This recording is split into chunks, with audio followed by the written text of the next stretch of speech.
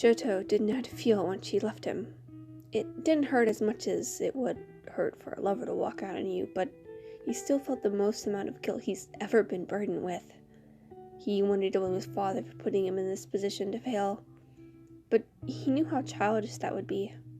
In reality, he was accountable for his own behavior, and he'd taken his anger out on an innocent person in the same situation as him.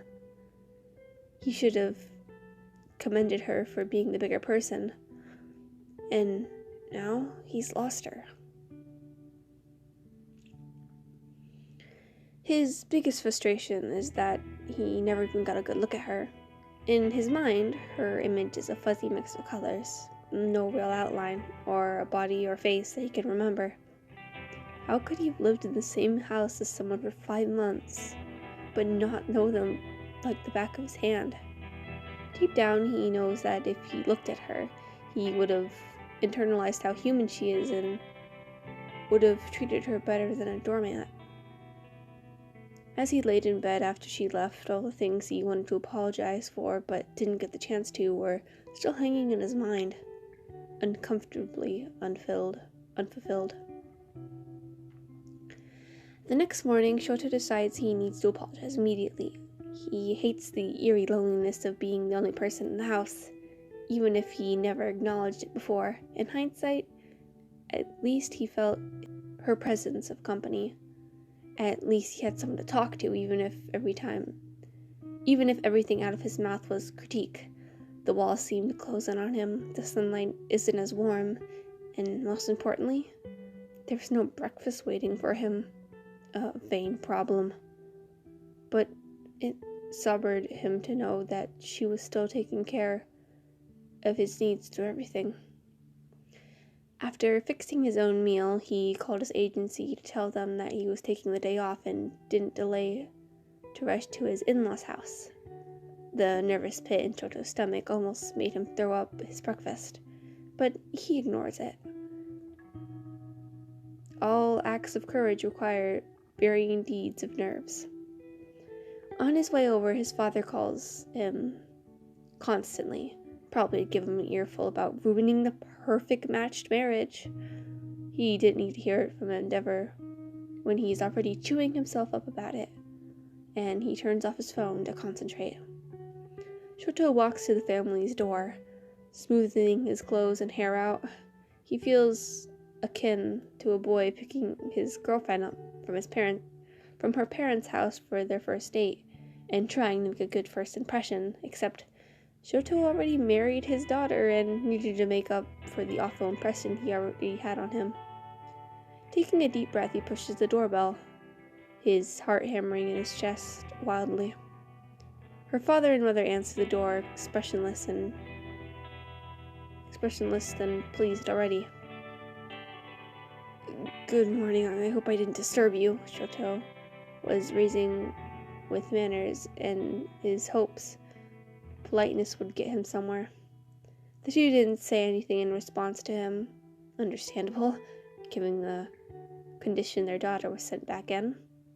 Trying not to disheartedly under the miraculous stares, the boy asked, "May I come in? I would like to speak to you and your daughter."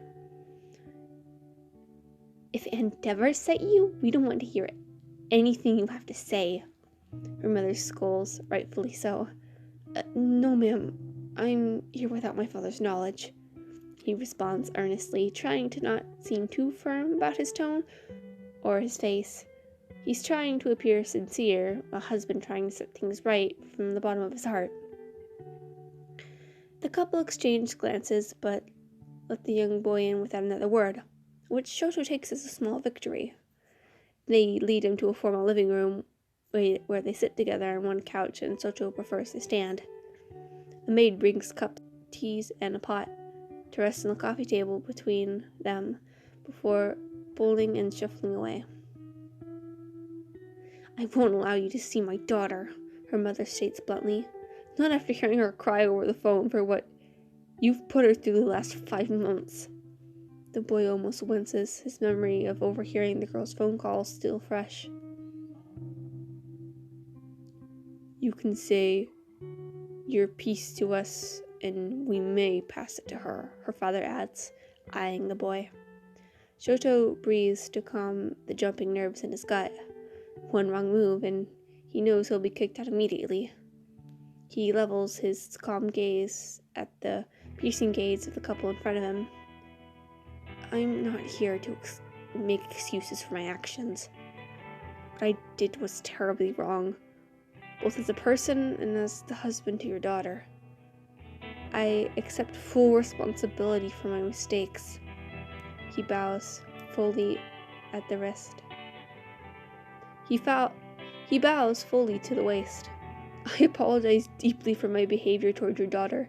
I let my personal feelings get in the way of the relationships flourishing as she wished. I don't deserve it, but I would like to ask for forgiveness." Her parents are silent, leaving the boy to listen to the hammering heartbeat as he retains his position. The lack of response is ear-deafening to him. "You may stand, Todoroki," her father instructs, the edge slightly lessened in his voice. When Shoto returns to his original position, their daughter is standing there between them, ruminating sadness still filled in her eyes. It's the first time he's taken a good look at her. She's a head shorter than him, hair down past the shoulders, respectable composure, even with a tired expression. She exudes calm. He doesn't know what he should do now. The girl looks between him and her parents. "I'd like to speak to him alone, please," she requests in a soft voice. It's a stark contrast between the voice that reported their divorce to him. Though her parents are wary at first, she smiles and reassures them, and they agree to leave the pair to talk. All of the apologies Shoto prepared start bubbling to his throat, unsure of how to start or organize his thoughts. He's overwhelmed by how much he wants to say, composure crumbling under the weight of his words. "I'm sorry I didn't do anything. I heard you cry and I'm an idiot for..." Funny how you can form coherent sentences to my parents, but not to me. She jokes lightheartedly. Her small smile calms Shoto so he can gather his thoughts and try again. "I've done you such a disservice. I let my anger towards my father prevent me from taking care of you like I should have." He moves to touch her hand to comfort her, but he stops and recedes to the back of his neck. "You must have felt so unwanted and lonely. I'm truly sorry for everything I've done or said to you. When I heard you on the phone with your mother, I had every intention of coming back to fix everything, but you had already made your decision." His eyes meet hers again. "If you wish to continue with the divorce, I understand. I want to come and apologize to you because it's what you deserve. And if you forgive me enough, we can start over again, build a relationship as you wanted originally." At first, the girl is silent, crawling at Shoto to be left in anticipation. Then she tilts her head and asks in a cheery grin on her lips, "Do you love me, Shoto?" His hopes come crashing down to the question. "I'm sorry to say, but I'm not in love with you right now. Our marriage isn't like that." She shakes her head at him. "I wasn't expecting you to suddenly have a huge change of heart like that. We're still barely strangers, though. I do know more about you than you do about me.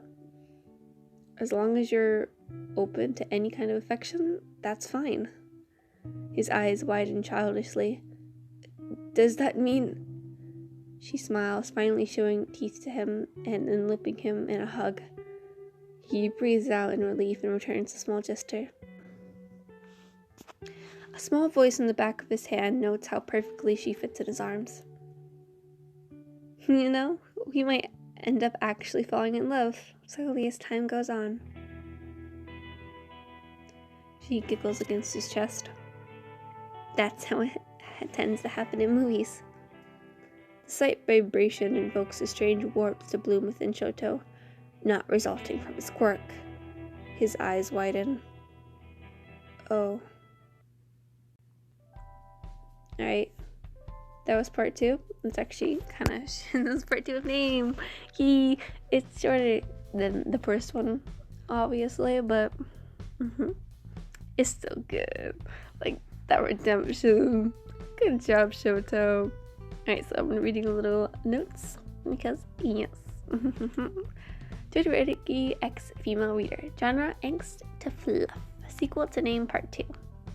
A/N. I had trouble writing this for some reasons. I started off writing one scenario but ended up hating it after writing 500 words and then deleted the whole thing and started over. So I'm sorry if it's not satisfying enough. I think I need to just write more angst.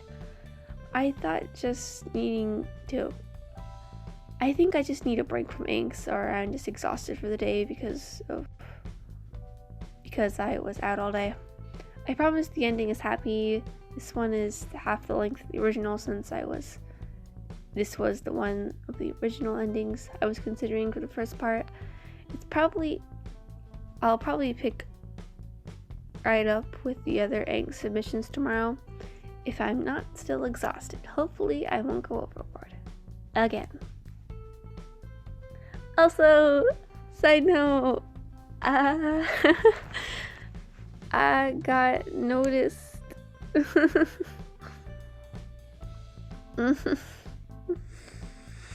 Yeah, so basically, I get a Tumblr notification and I'm like, ooh, what's this? And Random-mha thoughts. Oh my god. I see my thumbnail for the Name Part 1. And I got this cute little paragraph to read. I'm like, ah! So, yeah, thank you if you're watching this Random-mha thoughts. Thank you so much. I had like a little mental freak out the entire time I was reading it. I'm like, oh. I don't know how to Tumblr, so I just kind of put in like little comment thingies. So I was like, oh my god, thanks. Anyways, my storage is like non-existent, so I'll see you guys later. Thank you so much for supporting me. I appreciate it. Alright, see you guys later. Bye bye.